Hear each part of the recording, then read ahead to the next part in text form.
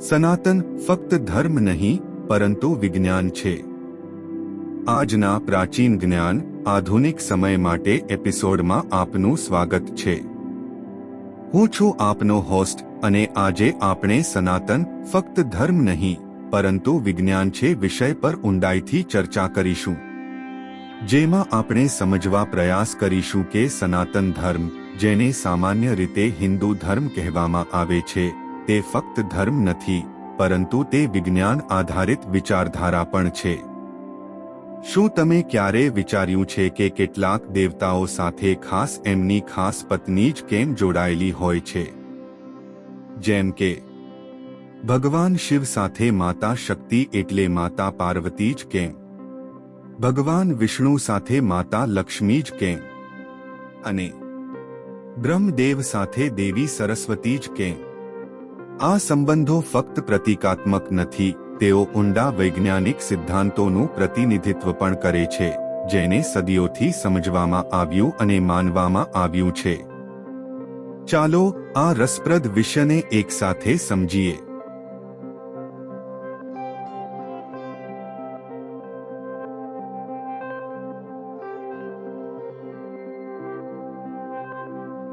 પ્રથમ આપણે ભગવાન શિવ અને માતા શક્તિના સંબંધ વિશે વાત કરીશું. ભગવાન શિવને ઘણીવાર અનંત ચક્ર સૃજન અને વિનાશના અંતિમ પ્રતીક તરીકે દર્શાવવામાં આવે છે. પરંતુ એનો વાસ્તવમાં શું અર્થ છે? અસલમાં ભગવાન શિવનું મુખ્ય કાર્ય બ્રહ્માંડનો વિનાશ કરવાનું છે. પરંતુ અહીં વિનાશનો અર્થ વિખરાવ કે નકારાત્મકતા દ્વારા કે એ મુજબ નથી. આ એક ચક્રના અંતનો સંકેત આપે છે, જેથી નવા ચક્રની શરૂઆત સંભવ થાય. જે સર્જન માત્ર વિનાશ પૂરતું નથી. આ પ્રક્રિયા પૂર્ણ કરવા માટે ભગવાન શિવને માતા શક્તિની જરૂર છે, જે ઊર્જા, શક્તિ અને કુદરત એટલે કે પ્રકૃતિના પ્રતીક છે. માતા શક્તિ વિના ભગવાન શિવ ફક્ત એક નિષ્ક્રિય, નૃજીવ સ્વરૂપ જ હશે. આઇન્સ્ટાઇનના દ્રવ્ય ઊર્જાના સમાનતાના સિદ્ધાંતને યાદ કરો. જેમ આધુનિક ભૌતિકશાસ્ત્રમાં ઊર્જા અને દ્રવ્ય એકબીજાના હોવા પર આધાર રાખે છે, તે જ રીતે આ બ્રહ્માંડના કોસ્મિક નૃત્યમાં ભગવાન શિવ અને માતા શક્તિ એકબીજાના અવિભાજ્ય છે. તમે બિગ બેંગ થિયરી વિશે સાંભળ્યું હશે. આ વિચારો કે બ્રહ્માંડ એકલ, અનંત ઘનતાના બિંદુથી શરૂ થયો હતો, જ્યાંથી શરૂઆત પામી અને આજે તમે જોઈ રહ્યા છો તે બધું જ સર્જિત થયું છે. હિન્દુ ધર્મના શાસ્ત્રો અને દર્શન પણ આ જ વિચારમાં સમાન માન્યતા ધરાવે છે કે અંત જ શરૂઆત છે. જો કે વિનાશ એ અંત નથી, તે નવા સર્જનની પ્રસ્તાવના છે. અને આ અનંત ચક્રમાં ભગવાન શિવ અને માતા શક્તિ સાથે મળીને બ્રહ્માંડના સતત જન્મ, મૃત્યુ અને પુનર્જન્મની પ્રક્રિયાનું પ્રતિનિધિત્વ કરે છે. એ જ કારણ છે કે ભગવાન શિવને માતા શક્તિ સાથે જોડાયેલ દર્શાવવામાં આવે છે. ઘણી વખત તેમને એક સાથે દર્શાવવામાં આવે છે, જેમ કે અર્ધનારીશ્વર સ્વરૂપ, જ્યાં ભગવાન શિવ અને માતા શક્તિ એક જ અસ્તિત્વ છે, જે દર્શાવે છે કે એકબીજા વિના કાર્ય સંભવ નથી. આ જ સ્વરૂપ સ્ત્રી અને પુરુષના સંદર્ભમાં પણ લઈ શકાય છે. જેમ ઊર્જા વિના વિનાશ સંભવ નથી, એ જ પ્રકારે વિનાશ વિના કોઈ પણ નવું સર્જન સંભવ નથી.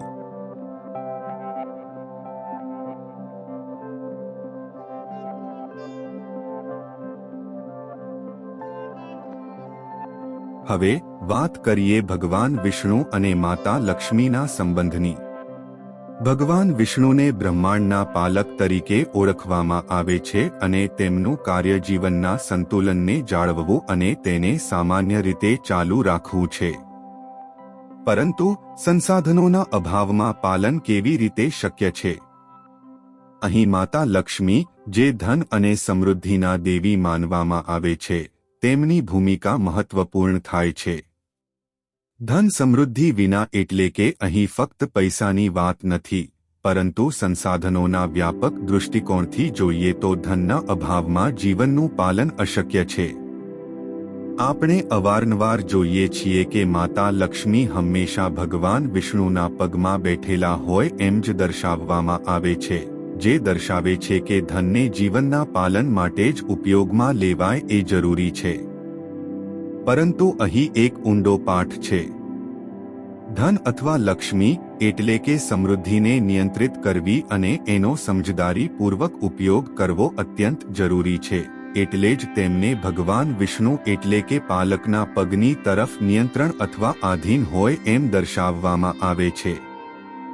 કારણ કે જો સમૃદ્ધિને નિયંત્રણમાં ન રાખવામાં આવે અને એ આપણને નિયંત્રિત કરવા લાગે છે, તો તે લોભ, અસંતુલન અને અંતે વ્યક્તિને વિનાશ તરફ લઈ જાય છે. માતા લક્ષ્મીનો ભગવાન વિષ્ણુના ચરણમાં સહજ રહેવું એ યાદ અપાવે છે કે જ્યાં સુધી ધન સંપત્તિનો યોગ્ય ઉપયોગ નિયંત્રિત રહીને કરવામાં આવે, ત્યાં સુધી તે જીવનના પાલનમાં મદદરૂપ થાય છે. શાસ્ત્રોમાં માતા લક્ષ્મી સાગરની ઊંડાઈમાં શેષનાગની શૈયા પર ભગવાન શ્રી હરિ વિષ્ણુના પગમાં બેઠેલ દર્શાવવામાં આવે છે, જે દર્શાવે છે કે ધનનું નિયંત્રણમાં અથવા સ્વૈચ્છિક રીતે આધીન રહેવું કેટલું જરૂરી છે, કારણ કે ધનનું મસ્તિષ્ક તરફ પ્રયાણ વિનાશકારી થઈ શકે છે.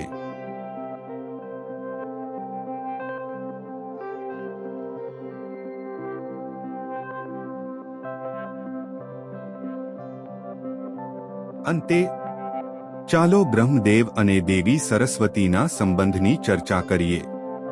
બ્રહ્મદેવ, જે પોતે સૃષ્ટિના સર્જક છે અને બ્રહ્માંડની ઉત્પત્તિ માટે જવાબદાર છે. પરંતુ વિચાર કરો કે જ્ઞાન અને શિક્ષા વિના સર્જન કેવી રીતે થઈ શકે? અહીં દેવી સરસ્વતી, કે જે વિદ્યા, સંગીત અને કલાના દેવી છે, તેમનું મહત્વ સ્પષ્ટ થાય છે. કોઈપણ પ્રકારનું સર્જન જ્ઞાનના અભાવમાં શક્ય નથી, જેમ પાલન માટે ધન અને વિનાશ માટે શક્તિની જરૂર હોય છે. તે જ રીતે જ્ઞાનના અભાવમાં કોઈ પણ પ્રકારનું સર્જન શક્ય નથી. એ જ કારણ છે કે દેવી સરસ્વતી હંમેશા બ્રહ્મદેવના સાથે જ દર્શાવવામાં આવે છે. તેઓ સર્જન માટે જરૂરી જ્ઞાનના પ્રતીક છે, પછી તે બ્રહ્માંડ હોય, કળા હોય કે પછી એક વિચાર અથવા વિજ્ઞાન હોય. તમે ઘણીવાર દેવી સરસ્વતીને કમળ પર બેઠેલ જોયા હશે, જેમ બ્રહ્મદેવ પણ પોતાના કમળ આસન પર હોય છે. કમળ શુદ્ધતા અને જ્ઞાનનું પ્રતીક છે, અને જેમ બ્રહ્મદેવ બ્રહ્માંડના સર્જન માટે જવાબદાર છે, તેમ દેવી સરસ્વતી સુનિશ્ચિત કરે છે કે આ સર્જન જ્ઞાન આધારિત અને માહિતી સાથે સમાયોજિત સ્થિતિમાં સર્જાયેલ હોય. કમળનું ફૂલ એ પણ દર્શાવે છે કે જ્ઞાનને અજ્ઞાનતાના ગંદા પાણીમાંથી ઉપર ઉઠતા જ રહેવું જોઈએ. ઘણા ફોટામાં બ્રહ્મદેવ અને દેવી સરસ્વતી અલગ અલગ જોવા મળે છે, પરંતુ તેમની નજીકતા દર્શાવે છે કે જ્ઞાન અને સર્જન અવિભાજ્ય રીતે જોડાયેલા છે. દેવી સરસ્વતી હંમેશા વ્યસ્ત જોવા મળે છે, કારણ કે સર્જન માટે જ્ઞાનનો સતત પ્રવાહ પણ અત્યંત જરૂરી છે.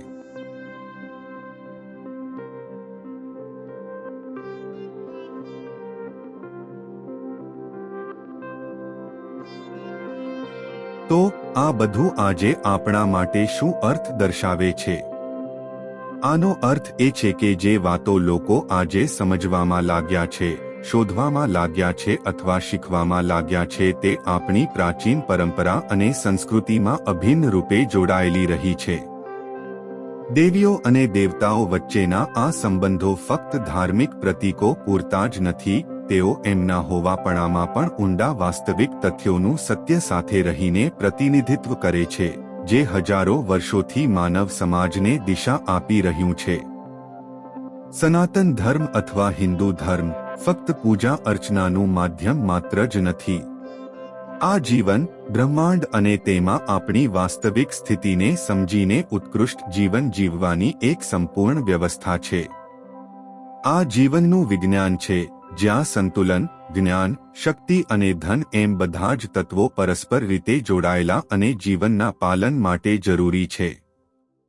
આજની આ યાત્રામાં મારી સાથે જોડાવા બદલ આભાર. મને આશા છે કે આ ચર્ચાએ તમને આ પ્રાચીન શિક્ષણોની ઊંડાઈ અને બૌદ્ધિકતાની નવી સમજ આપી છે. જો તમને આ એપિસોડ પસંદ આવ્યો હોય તો કૃપા કરીને સબસ્ક્રાઇબ કરો અને તેને એવા લોકો સાથે શેર કરો જેમને આ સામગ્રી રસપ્રદ લાગી શકે છે. આગામી પાઠ સુધી અલવિદા. જિજ્ઞાસુ રહો, સંતુલિત રહો અને યાદ રાખો. નોંધ: આ પોડકાસ્ટ માટે સંદર્ભિત વિષય અને લેખન સુલતાન સિંહ દ્વારા એમના બ્લોગ વિચારવૃંદ પર લખાયેલ લેખને લેવામાં આવેલ છે. ભાષા અશુદ્ધિ સંભવ છે કારણ કે મૂળ રૂપે આ લેખનું ભાષાંતર અંગ્રેજી લેખનમાંથી કરવામાં આવેલ છે.